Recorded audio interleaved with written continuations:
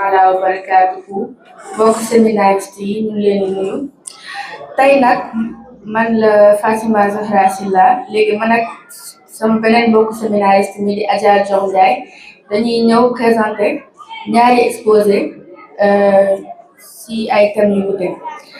En premier lieu bi ñuy njëkk def muy saa bos mooy les défis de la jeunesse musulmane concernant l'habillement. L'habillement occupe une place importante dans l'islam, car il reflète la pudeur, le respect de soi et de sa foi. Pourtant, les musulmans, hommes comme femmes, font face à des défis liés à la mode, aux pressions sociales et aux stéréotypes. Cet exposé met en lumière les difficultés rencontrées par la femme musulmane et l'homme musulman concernant leur manière de s'habiller. Ci exposé bii di ñëw dinañ jàngat wàllum colin ci l'islam, góor ak jigéenu jullit bi ni mu ko war a bamtuwee ni mu ko war ni jigéen ak jullit bi ni mu war a soloo ak problème yi mu ci am ci société moderne. Grand 1, les défis de la femme musulmane. La femme musulmane est souvent au centre des débats sur l'habillement. Porter le voile ou des vêtements amples peut entraîner des jugements divers. Certains la trouvent trop stricte, d'autres pas assez pieuse si elle ne porte pas le voile. Elle fait face à la pression sociale, aux stéréotypes qui associent parfois le voile à un manque de liberté et aux difficultés dans le milieu scolaire ou professionnel où certaines restrictions existent. De plus, elle doit concilier ses choix religieux avec une société marquée par des tendances vestimentaires modernes, parfois éloignées de ses valeurs. Jigéenu jullit bi, tout au long de sa vie, dina am ay problème ci wàllum ni mu war a muuraay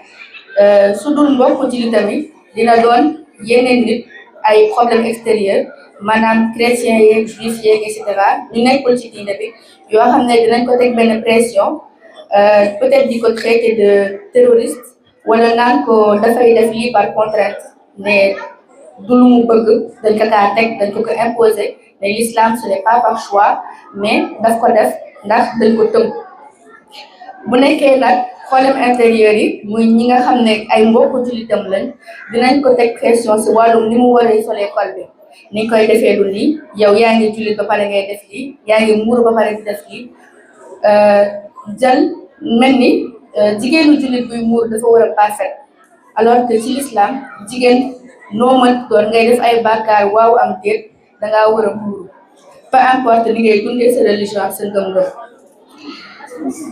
Bu dul loolu nag si mbirum liggéey parce que dañoo nekk ci société boo xam ne dafa modernisé wu góor ak jullit ñëppay liggéey ñëppay nekk ci entreprise yi dinañ am ay problème si ni ñuy solo ndax mën nga dem ci entreprise bëgg liggéey ñu ne la non fii mënoo fee dugg ndax dañoo am ay clients yoo xam ne peut-être sa voix bi daf leen di déranger ay clients yoo xam ne duñu ay sénégalais si seen aada seen cosaan le voile du lu baax dañ koy interpréter comme ay mbirum terrorisme et cetera itam si biir dëkk bi école privée catholique yi par exemple dinañ am ay métier yu ñu teg si jigéenu jullit ndax mën nga dem ci sa école ñu ne la loo déet col bi moom muuraay bi mënu fee dugg dañ koy tere àndul ak suñuy valeur mënul dugg ci biir école bi alors que ñoo ngi ci biir Sénégal boo xam ne c'est un pays laïque te teg ci la majorité des gens de ce pays sont musulmans donc loolu lu jaadu mais moo fi am te gëm naa ni kenn mënu ci dara sax nag wala suñ ko mënee tamit defuñ ko.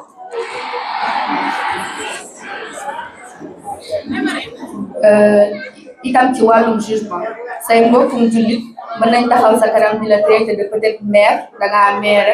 yaa ngi mel ni ñooñu noonu war ngaa dund sa jeunesse et cetera genre affaire yooyu te defoo ko te interprété woon nañ ko sax si théâtre yi ñu doon def jour yële yéen ñi ñëpp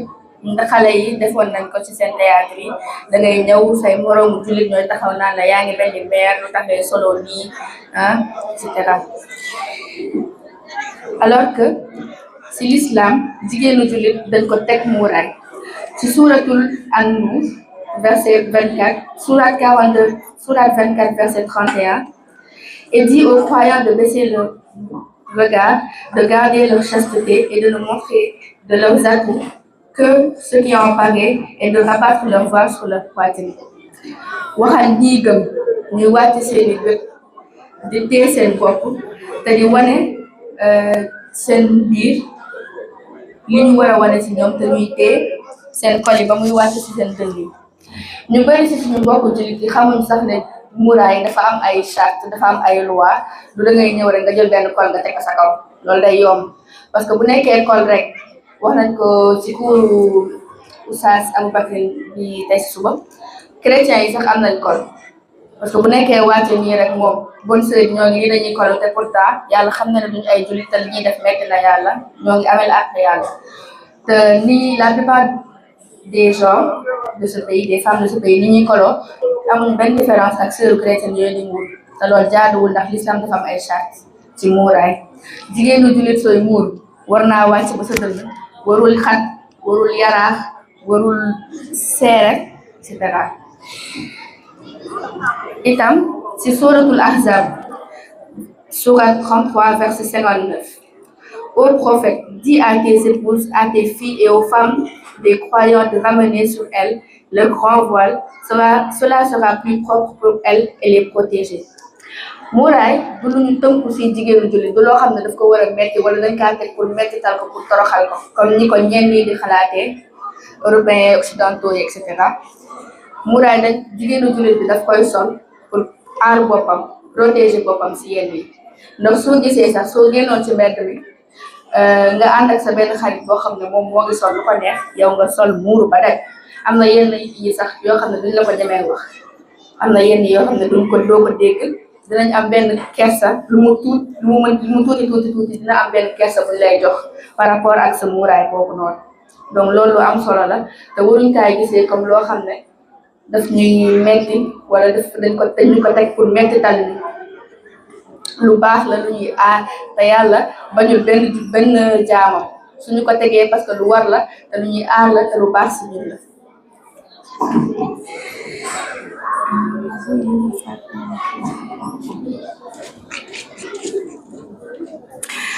am na beneen xadis tamit bu yonent bi sallallahu alayhi wa sallam bu al Bukhari ak Muslim rapporté la femme qui porte un vêtement transparent qui existe en dehors de sa maison n'est pas convenable pour le paradis jigéen bii nga xam ne suy génn këram dina sol loo xam ne dafa yaraax wala lay wane ay cëram wane ay formam te di ko génnee te du ko sol kese si biir këram mu koy génnee ci mbedd bi ñii di ko gis kooku jaaduwul pour dugg aljana nag yàllaa ko moom mais loolu lu ñu wax la loo xam ne yonent baa ko yóbbee te gëm naa ne ñun bëgg nañ dugg aljana te loolu effort bu ndaw la bu ñuy def pour ñun ñëpp mën faa am place ci beneen xadis itam daan quand une femme atteint la puberté il n'est pas convenable qu'elle montre son corps sauf ce qui est apparent et nécessaire jigéenu jullit su ngay xësee bay gis mbaax ay règle yenn yi waratu la lu dul sa xar kanam say loxo ak peut-être say tànk nit koo xam ne du nekkul sa maxaram góor bu dul sa maxaram waru kaa gis wala sax jigéenu boo xam ne du jullit sax am na awra boo war a dugg nëbb si sa diggante ak moom léegi grand 2 les défis de l'homme musulman même si la question est moins mise en avant l'homme musulman connaît aussi des défis vestimentaires la religion lui recommande de couvrir son corps du nombril aux genoux et de s'habiller avec pudeur. Or, la mode actuelle valorise souvent des vêtements très courts, serrés ou extravagants. De plus, porter une tenue islamique traditionnelle comme le khamis peut substituer des jugements ou être mal accepté dans certains environnements professionnels. Enfin, la barbe, considérée comme un signe d'attachement religieux, peut également exposer l'homme à des discriminations. Man xam naa ay nit ay góoru jullit yoo xam ne xamuñ sax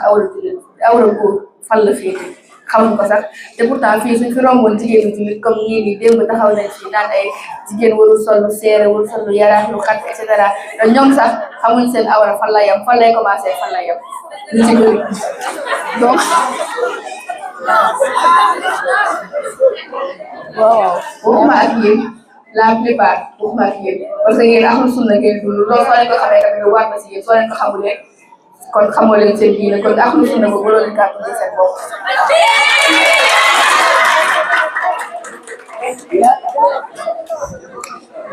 léegi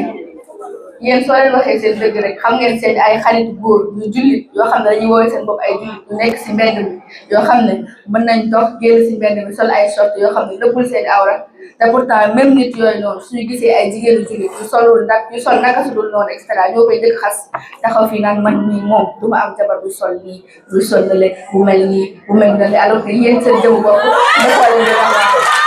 ah donc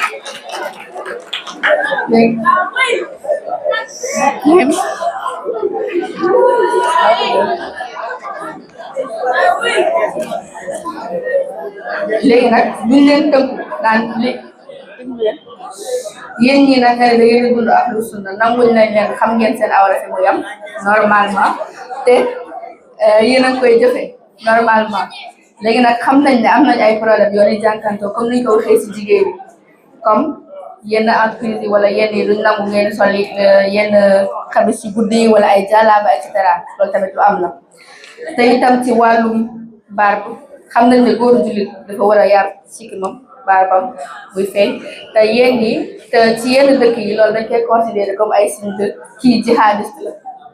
wala kii ñii ay terroriste lañ parce que dañoo fuñ bàyyi seen barbe muy gudd et cetera comme li ñuy wax jullit daal à chaque fois exemple temps yële si élection présidentielle yi mujjee am naa samay ay nit yu may àndal yu ma dégg ñuy wax ne Diomaye ba mu fi nekkee woon dafa doon yar si këmam et cetera déggoon naa ñu ko doon xas naan ay kii nii ngeen bëgg fal président moo ngi mel ni imam comme si loolu genre lu bon la que nit warul nuru ak imam comme si lu xaste la daal et cetera si mënul nekk président daal comme si forcément nit ku nekk imam da nga war a nekk benn illettré analphabète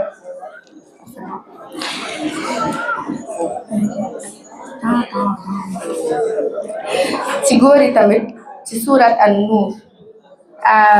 sourate 24 verset 30 dit aux croyants de baisser leur regard et de garder leur chasteté. démb itam suñu mbokku góor yi taxawal nañ fi ñu doon wax ci jigéen ay appartement et cetera yu doon dem ak colet bi ñuy am naan fii ngeen di taxaw di sol naka su dul noonu juste pour ñu gis leen li ko waral nag mooy yéen a ko wax pour ñu gis ñu bu nekkoon dañ koy def te doo leen xool boobaa duñ ko def parce que dañ koy def dañ koy def léegi bu nekkoon jigéenu jullit bu romboon fii jigéen rek bu romboon fii sollu gàtt sollu seere sollu bon ngeen wàcce seeni regard comme ni leen ko l'islam santé boobaa duñ ko defati ndax dañuy xam ne lii ak neexu leen sax du lu baax léegi sourate Al-Araf sourate 7 verset 26 ô enfants d'Adam nous vous avons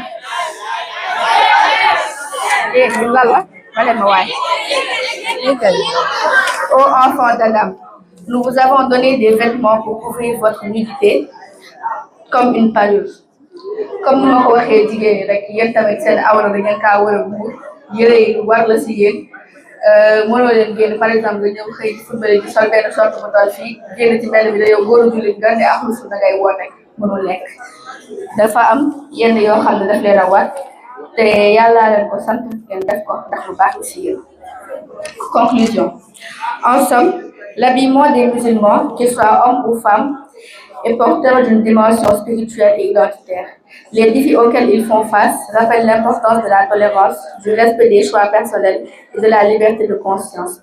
Trouver un équilibre entre foi, culture et société est un vrai enjeu de ces questions vestimentaires. léegi nag ci beneen point bu gàtt bu ngoon ci am na ay nit yoo xam ne dañuy naan l'islam ci xol la que man mi maa ngi liggéey li may def maa ngi su ma génnee maa ngi julli maa ngi kii et cetera mais muuruma peut-être mënuma ko xaw ma wala góor laa nëbbuma samay awra mais ahlu sunna laay tudd bi passé def nañ cours ak oustaz Cheikh Akida mu ne ñu al iman mooy ngëm-ngëm si ñetti mbir lay feeñee si doomu aadama làmmiñ bi na ko wax xol bi fas ko ba pare cër yi di ko jëfe mënoo ne lii moo ngi ci sa xol ba pare yow sa cër jëfewu ko ba pare wala nga ne lii moo ngi sa xol ba ba pare wala nga ne lii nga koy wax ba pare feeñul ci sa xol nekk ci sa xol et cetera loolu lépp nga am benn invité mooy voilà da lay wax turam nga laaj ko thème séminaire bi mu wax ko français teg ko olof nga laaj ko lan mooy inspiration lan mooy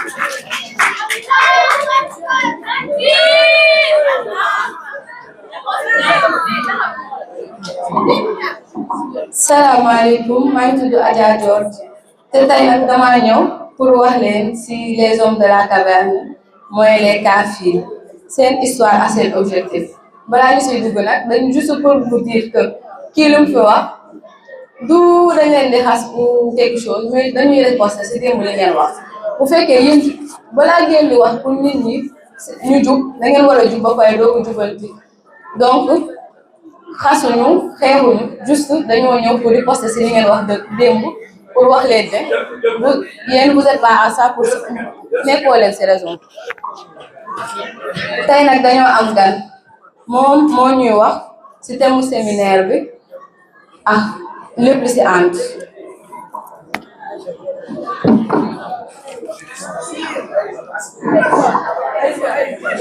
kaay toog dañoo du fi am fi moom chaise fi moom chaise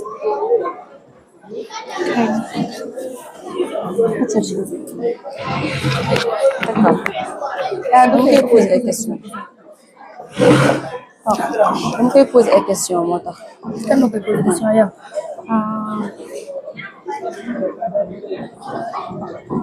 salaamaaleykum Waaleykum salaam. mën nañoo xam sa tur maa ngi tudd Yaay Adama Ndiaye. ban chambre nga nekk maa ngi si chambre ta Awa Diop. léegi nag mën nga ñoo wax thème séminaire bi. Thème séminaire bi mooy la jeunesse musulmane entre aspiration et défi. macha allah léegi nag mën nga ñu see wax tuuti.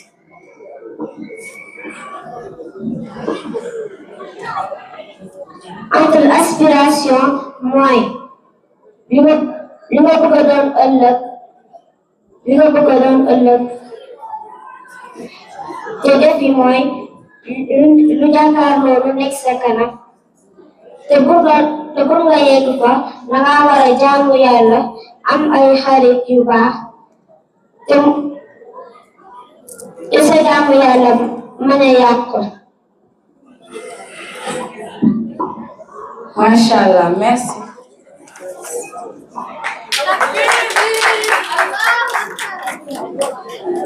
léegi nag dañuy jaar ci deuxième thème séminaire bi léegi nag dañuy wax ci les hommes de la caverne mooy les Kafir ñoom nag mentionné nañ leen ci alquran ci surat al-Kahf ay ndaw la yoo xamante ne ñoom dañu doon dund ci benn dëkk boo xamante ne majorité bi li ci ëpp ay yéeféer lañ ñoo xamante ne dañoo tàmm di jaamu ay xërëm ak yooyu noonu ñoom nag bëgguñu woon leen a topp ndaxte ñoom dañoo décidé woon ne dañuy gëm yàlla te duñ ko war malgré lépp luñ leen di def liñ leen di xasee liñ leen di def ak lépp lu metti lu ñu teg seen kaw au final ñu décidé ne dañuy daw dem ci benn caverne pour ñu dëkk foofu si nag ndogalu yàlla ak mën-mënam ak kàttanam mu nelaw loo leen pendant ay siècles année yu gudd sax man nee nañ si Alxuraan bi nee nañ pendant 309 ans yoo xamante ne si ñoom mën nañoo wax ne si seen nelaw bi un jour la durée si ñoom un jour la durée wala benn moitié jour rek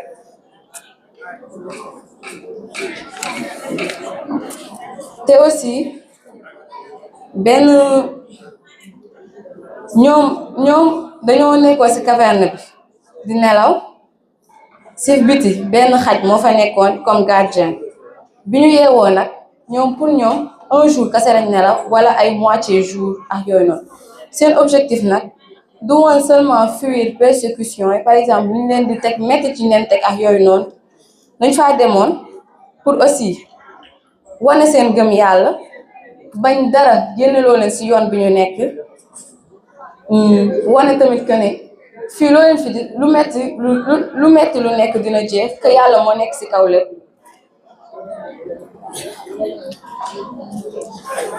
pour jeexal nag dinañu wax ne que les hommes de la caverne représentent un exemple de courage et de fidélité religieuse ñooñu ay nit la yu ñu war a topp yu ñu war a jël exemple si ñoom parce que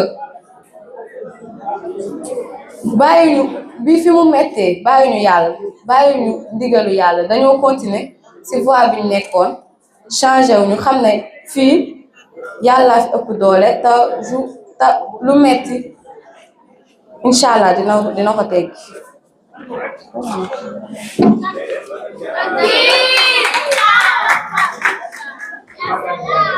léegi nag ay question ku am ay question yu mu posé wala contribution Ni xoolal George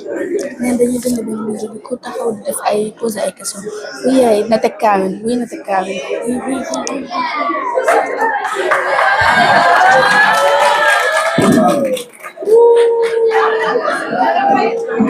kii ko ba participer oui c'est bon